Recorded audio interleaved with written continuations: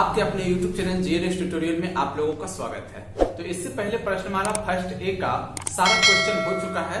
आज हम लोग स्टार्ट करेंगे प्रश्नमाला फर्स्ट बी के सारे सवालों पे डिस्कस करेंगे। तो पहला सवाल सुनिएगा। पहला सवाल है कि किसी संख्या को 4 से भागा देने पर भागफल तथा शेषफल का योग 8 है तथा उनके वर्गों का योग 34 है। बोला संख्या ज्ञात करिए। जरा से गौर करिएगा सर, किसी संख्या में जो है 4 से भागा दिया गया, ठीक है। मान लीजिए ये संख्या है, संख्या में 4 से भागा दिया तो शेषफल बचा, कुछ भागफल आया तो भागफल को हम लोग मान लेते हैं बी और जो शेषफल बचा होगा उसको हम लोग ए मान लेते हैं। बोला भागफल और शेषफल का योग 8 है। तो क्वेश्चन बोला है भागफल और शेषफल का योग 8 है, यानी a प्लस बी बराबर कितना दिया हम लोगों को 8 दिए, ठीक है। आगे बोला उनके वर्गों का योग 54 है। उनके वर्गों का योग मतलब a square plus B square, ये हो गया दोनों के वर्गों का योग 54 है, ऐसा क्वेश्चन बोला, ठीक है। तो हम लोगों ने कर दिया, सॉरी 54 नहीं 34 है, ये 34 कर दिए हम लोग। अब बोला है कि बताइए कि वो संख्या ज्ञात करें। संख्या ज्ञात करना है, उसके लिए सबसे पहले आपको a और b का वैल्यू ज्ञात करना पड़ेगा। आप ऐसा करिए कि दोनों तरफ स्क्वायर कर दीजिए। यहाँ पे जब दोनों तरफ स्क्वायर करिएगा तो इधर हो जाएगा a प्लस बी का होल स्क्वायर, इधर हो जाएगा 8 का स्क्वायर। a प्लस बी का होल स्क्वायर हो जाएगा a square plus B square plus हो जाएगा 2ab बराबर हो जाएगा 64। अब देखिए a प्लस बी का होल स्क्वायर बराबर 34 दिया है हम लोगों को, तो यहाँ 34 उधर जाके माइनस कर देंगे तो 2ab बराबर कितना हो जाएगा 30 हो जाएगा, ठीक है सर। आगे एक फॉर्मूला आप लोग जानते होइएगा कि a माइनस बी का होल स्क्वायर बराबर होता है a square plus B square minus 2ab होता है, ठीक है। a minus a plus a square plus B square बराबर 34 तो दिया ही हम लोगों को, माइनस 2ab का वैल्यू 30 दिया है, यानी a माइनस बी का होल स्क्वायर बराबर हो जाएगा 34 माइनस 30, यानी ये स्क्वायर उधर जाएगा तो 4 का रूट अंडर, यानी a माइनस बी बराबर हो जाएगा कितना 2 हो जाएगा। a माइनस बी बराबर 2 निकला और a प्लस बी बराबर 8 है। जब ये दोनों को सॉल्व करिएगा सर तो यहाँ से a का वैल्यू निकल जाएगा आपको 5 और a का वैल्यू जब 5 निकलेगा आप यहाँ रख दीजिएगा तो b का वैल्यू निकल जाएगा 3। अब हम लोगों से पूछा आपको संख्या क्या होगा। संख्या मतलब भाज्य, और भाज्य बराबर होता है भाज्य गुना भागफल जोड़ शेष। अब जरा सा गौर करिएगा, संख्या निकालना है, संख्या मतलब क्या भाज्य, जिसमें भागा दिए वो भाज्य और वही संख्या है। भाज्य बराबर भाज्य गुना भागफल जोड़ शेष, तो 4 गुना क्या हो जाएगा a हो जाएगा प्लस होगा b, भाज्य बराबर भाज्य गुना भागफल जोड़ शेष, तो a का वैल्यू हम लोगों को 5 दिया है, तो 5 चौका 20 और 3 कितना हो जाएगा 23। तो आंसर कितना हो जाएगा हम लोगों का 23 हो जाएगा, ठीक है सर। तो अगले सवाल की ओर बढ़ जाए। तो आगे दूसरा नंबर का सवाल सुनिएगा। बोला एक 3 अंकों से बनी संख्या के अंकों का योग 6 है, अंकों को पलटने से प्राप्त संख्या मूल संख्या से 198 अधिक है। बोला यदि मध्य वाला अंक शेष दोनों अंकों के औसत के बराबर है तो मूल संख्या ज्ञात करिए। सर संख्या थोड़ा सा लंबा है, सॉरी सवाल थोड़ा सा लंबा है, थोड़ा ध्यान से सुनिएगा। जैसे जैसे क्वेश्चन बोलेगा वैसे वैसे हम लोग करेंगे। यहाँ पे क्या बोला हम लोगों को कि 3 अंकों वाली संख्या है, तो ऐसा मान लेते हैं कि 3 अंकों वाली संख्या XYZ है, ठीक है। बोला है कि तीनों के अंकों का योग 6 है, मतलब x plus y plus z बराबर हम लोगों को दिया है 6। और बोला ना कि सर अंकों को पलटने से प्राप्त संख्या मूल संख्या से 198 अधिक है। जब अंकों को पलट दीजिएगा तो संख्या बनेगा सर आपका यहाँ पे बन जाएगा ZYX हो जाएगा, ठीक है। अब यहाँ पे ये देखना है जिस समय मूल संख्या XYZ था उसको संख्या के फॉर्म में हम लोग कैसे लिखेंगे। इकाई दहाई सैकड़ा, सैकड़ा स्थान पे x है तो 100 गुना 100x हो जाएगा, प्लस दहाई अंक पे y है तो दहाई 10 गुना y तो हो जाएगा 10y, प्लस इकाई अंक पे z है तो z हो जाएगा। यानी मूल संख्या हम लोगों का था 100x plus 10y plus z। जब अंकों को पलटा गया तो संख्या क्या बन जाएगा यहाँ पे 100z प्लस हो जाएगा 10y प्लस हो जाएगा x। बोला ये वाला इससे 198 अधिक है। जैसे मतलब दोनों में 198 का डिफरेंस है। हम बोलेंगे सर कि मेरा बड़ा भाई हमसे 2 वर्ष अधिक है, मतलब दोनों में 2 वर्ष का डिफरेंस है। अब देखिए यहाँ पे ये और ये में 198 का डिफरेंस है तो हो जाएगा 100z प्लस हो जाएगा 10y प्लस हो जाएगा x माइनस यहाँ पे कितना है 100x और यहाँ पे देखिए प्लस 10y और प्लस कितना है z है, ये दोनों का अंतर है 198, ठीक है। ऐसा क्वेश्चन दिया आप लोगों को। जब इसको माइनस से गुना करिएगा तो सारा टर्म हो जाएगा माइनस। यहाँ पे देखिए 100z में से z जाएगा तो कितना बचेगा 99z, है ना सर। पलट देखिए माइनस हो जाएगा क्योंकि 10y इधर माइनस 10y कटेगा। देखिए x में से माइनस 100 -100 का जब हल करिएगा तो माइनस हो जाएगा 99x बराबर हो जाएगा 198। यहां से 99 कॉमन ले लीजिएगा तो हो जाएगा z - x बराबर हो जाएगा 198। 99 इसको 2 मरतबे काटेगा यानी z - x बराबर कितना हो जाएगा सर हम लोगों का 2 हो जाएगा। ठीक है, अब आगे देखिए क्या बोला है कि मध्य अंक शेष दोनों अंकों के औसत के बराबर है। मध्य अंक कौन है आपका, देखिए तो जरा सा, मध्य अंक y है। बोला शेष दोनों अंक, तो शेष z प्लस x, बोला दोनों के औसत के बराबर। औसत कैसे निकालते हैं, दोनों का योग बटे 2 करेंगे तो औसत निकलेगा। बोला औसत के बराबर है ये, यानी यहां से 2 से इधर गुना होगा तो 2y बराबर क्या होगा z प्लस x हो जाएगा। बात समझ में आ रहा है सर। अब ऐसा करेंगे हम लोग, x प्लस z की जगह है, ये दोनों की जगह 2y तो रख ही सकते हैं, तो 2y प्लस y बराबर हो जाएगा 6 हो जाएगा। तो y बराबर कितना हो जाएगा 2 हो जाएगा। जब y का मान इसी समीकरण में रखिएगा तो x प्लस z निकल जाएगा। x प्लस z कितना निकल जाएगा 4 निकल जाएगा।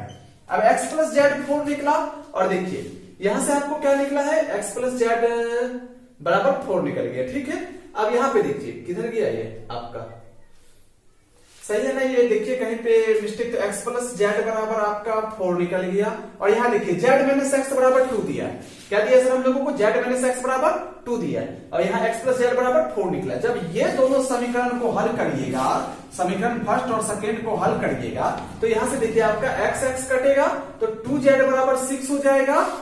तो 2z बराबर 6, तो z बराबर कितना हो जाएगा 3, z बराबर 3 निकला। आप यहाँ तो x बराबर, यहाँ z का मान रख दीजिए तो x बराबर कितना हो जाएगा 1 हो जाएगा। बोला मूल संख्या क्या था, तो मूल संख्या हम लोगों का क्या था सर, यहाँ पे देखिएगा जरा सा, x y z था। ठीक है, अब देखिए x का वैल्यू आपने 1 निकाला है, y का वैल्यू आपने 2 निकाला है, देखिए यहाँ पे, और z का वैल्यू आपने कितना निकाला है 3 निकाला है। तो आंसर हो जाएगा 123। इसको थोड़ा सा एक बार फिर से रिपीट करके देख लीजिएगा, 100% समझ में आ जाएगा। तो आगे बढ़ जाते हैं हम लोग। तो अगले सवाल सुनिएगा, तीसरा नंबर का। बोला किसी परीक्षा में उत्तीर्ण होने वाले छात्रों की संख्या अनुत्तीर्ण होने वाले छात्रों की संख्या की 54 थी। कुल परीक्षार्थी 35 कम होते, 9 अधिक अनुत्तीर्ण होता तो अनुत्तीर्ण तथा उत्तीर्ण तथा अनुत्तीर्ण का अनुपात 2:1 होता। कुल कितने परीक्षार्थी थे, जरा सा गौर करिएगा। सवाल सर सेकंड बी का है, थोड़ा सा तो लेंदी बनेगा ही, और समझिएगा 100% समझ में आएगा, जरा सा गौर करिएगा।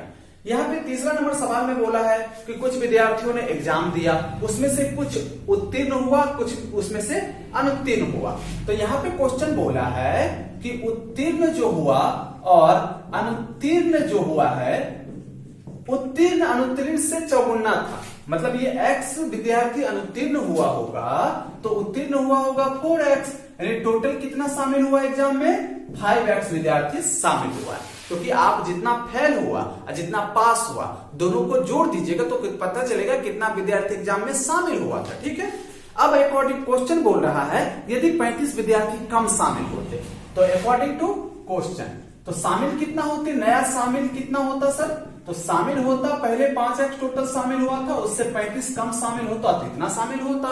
अब बोला है 35 कम शामिल होते और 9 अधिक अनुत्तीर्ण होते, 9 अधिक अनुत्तीर्ण होते, किससे, पहले वाला अनुत्तीर्ण से, यानी तो अनुत्तीर्ण कितना होते, क्वेश्चन क्या बोल रहा है, अनुत्तीर्ण 9 अधिक होते। तो पहले अनुत्तीर्ण हुआ था x, अब अनुत्तीर्ण होगा x प्लस 9। आप सोचिए ना, इतना जब शामिल होगा इतना अनुत्तीर्ण हो जाएगा तो उत्तीर्ण कितना होगा, उत्तीर्ण मतलब पास, जरा सा गौर करिएगा। ये हो जाएगा 5x प्लस माइनस 35, आप उसे टोटल शामिल में से अनुत्तीर्ण घटा दीजिए, उत्तीर्ण निकल जाएगा x प्लस 9। तो देखिए ये घटेगा तो हो जाएगा 4x, और यहाँ पे देखिए माइनस से गुना होगा तो ये हो जाएगा 35 और 9 कितना होता है 44 हो जाएगा। ठीक है, तब इतना उत्तीर्ण होता और इतना अनुत्तीर्ण होता। तो क्वेश्चन हम लोगों को लास्ट में दिया कि तब उत्तीर्ण और अनुत्तीर्ण का अनुपात 2:1 होता। ठीक है, उत्तीर्ण यानी उत्तीर्ण होता 4x माइनस 44, अनुत्तीर्ण होता x प्लस 9। ये भी नया उत्तीर्ण और अनुत्तीर्ण का अनुपात है, बट्टा मतलब अनुपात। लेकिन क्वेश्चन क्या बोला, नया उत्तीर्ण और अनुत्तीर्ण का अनुपात 2:1 बराबर 2:1 हो जाएगा। कोना कोनी गुना करिएगा, 4x माइनस हो जाएगा 44 बराबर हो जाएगा 2x प्लस 18। ये देखिए 2x इधर आएगा तो 2x हो जाएगा, 2x इधर आएगा माइनस होगा 2x हो जाएगा, ये उधर जाएगा तो कितना बचेगा आपका, देखिए तो उधर हो जाएगा आपका 8 4 12, 3 1 4 1 5 1 कितना हो जाएगा 6 हो जाएगा, यानी x 2 से काटिएगा तो 31 मरतबे काटता है, x बराबर कितना निकल गया 31। तो क्वेश्चन बोला कि कुल कितने विद्यार्थी थे, तो कुल कितने विद्यार्थी थे 5x, x का वैल्यू निकला हम लोगों को 31, तो ये 5 गुना 31 कर देंगे तो टोटल हो जाएगा 5 एकम 5 5 3 15, ये टोटल 155 विद्यार्थी शामिल हुए थे। ठीक है, अगले सवाल की ओर बढ़ जाते हैं हम लोग। अगला सुनिएगा चौथा नंबर का, बोला कुछ लड़कों को कतारों में इस प्रकार बैठाया जाता है कि प्रत्येक कतार में 8 लड़के हो तो 6 शेष बच जाता है, और प्रत्येक कतार में 10 लड़के हो तो 8 शेष बच जाता है, प्रत्येक कतार में 12 लड़के हो तो 10 लड़के शेष बच जाता है, यदि प्रत्येक कतार में 14 लड़के हो तो कोई लड़का शेष नहीं बचता है, तो निम्नतम संख्या क्या होगा। जरा सा गौर करिएगा सर, ये एलसीएम एचसीएफ का सवाल है, आपके ये नंबर सिस्टम में दे दिया है, तो फिर भी आप लोग समझने का प्रयास करिए।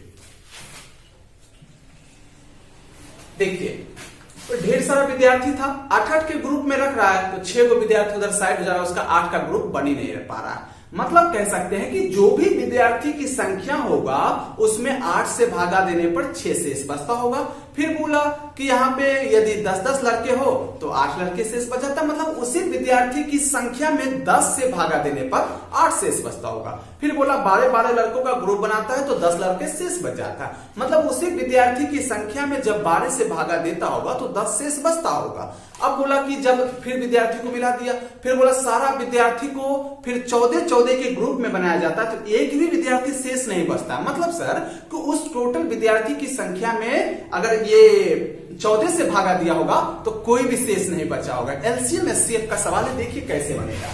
यहाँ पे बोला हम लोगों से कि 8 से भागा देता है तो 6 शेष बचता है, और देखिए 10 से भागा देता है तो 8 शेष बचता है।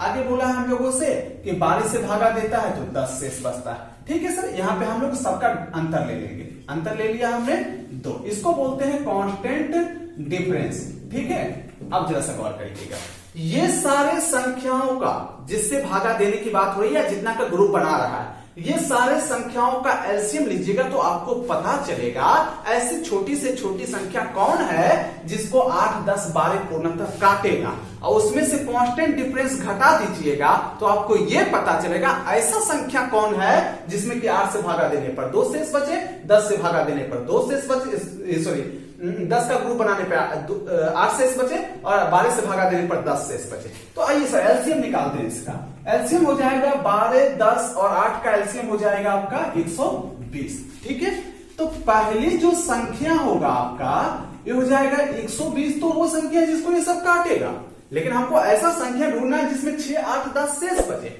उसमें आप कांस्टेंट डिफरेंस को घटा दीजिए, तो 2 घटा दीजिए 118 हो गया। 118 वो पहली संख्या है जिसमें आप 8 से भागा दीजिएगा 6 शेष बच जाएगा, 10 से भागा दीजिएगा 8 शेष बच जाएगा, 12 से भागा दीजिएगा तो 10 शेष बच जाएगा।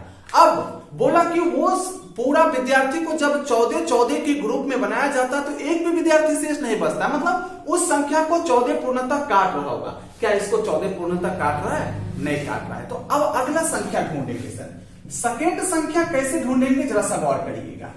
अब इसके एलसीएम में 2 से गुना करिएगा तो दूसरा ऐसा संख्या पता चलेगा कि जिसको ये सब काट रहा हो, लेकिन हमको काटने वाला नहीं चाहिए जिसमें 6, 8, 10 शेष बचे, ऐसा चाहिए, तो कांस्टेंट डिफरेंस घटाएंगे, तो इसमें 2 से गुना करिए तो हो जाएगा 240 में से कांस्टेंट डिफरेंस घटा दीजिएगा हो जाएगा 238। अब विद्यार्थी की दूसरा जो संख्या होगा वो 238 हो सकता है, जिसमें आप 8 से भागा दीजिए 6 शेष बचेगा, 10 से भागा दीजिए 8 शेष बचेगा, 12 से भागा दीजिए 10 शेष बचेगा।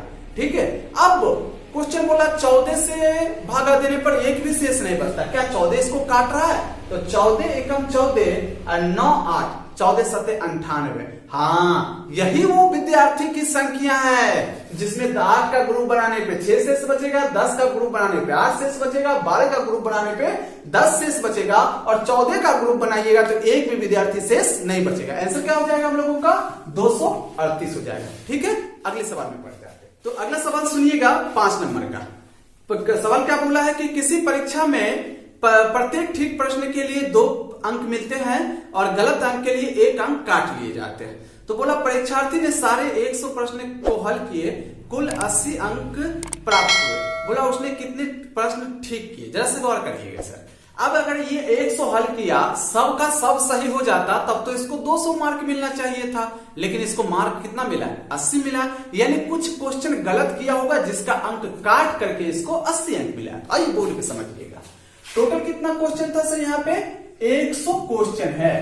तो यहाँ पर हम लोग ऐसा करते हैं कि मान लेते हैं कि ठीक क्वेश्चन किया, ठीक मतलब समझ रहे हैं ना, सही वाला x क्वेश्चन सही किया, तो गलत क्या वो किया होगा, वो गलत किया होगा। 100 क्वेश्चन हल किया जिसमें से x को सही किया, तो शेष तो गलत ही हुआ, 100 माइनस x गलत हुआ।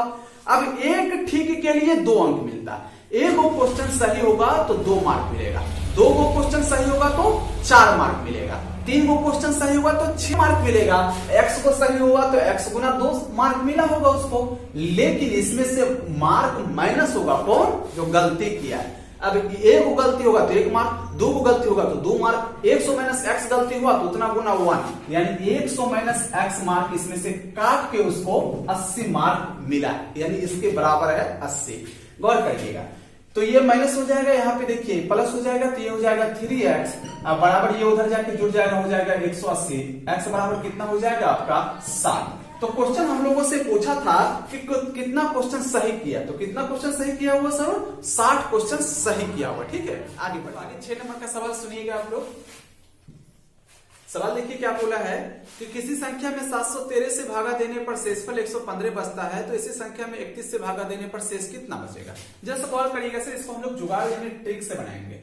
किसी संख्या में 713 से भागा देने पर शेषफल बचा है 115, बोला उसी संख्या में 31 से भागा देने पर कितना शेष बचेगा। आप गौर करिए, सबसे पहले तो सर वो संख्या पता करना पड़ेगा, तब ना उस संख्या में 31 से भागा देंगे। अब देखिए, जब किसी संख्या में आप 713 से भागा देकर 115 शेष बचा है, मतलब वो संख्या 713 से 115 अधिक होगा, तब ना 115 शेष बचा। तो ये संख्या क्या हो जाएगा, इससे 115 अधिक होगा, 5 3 8 2 हो जाएगा, 7 1 8, इस संख्या पता चल गया 828। अब बोला 828 उसी संख्या में 31 से भागा देंगे तो कितना शेष बचेगा।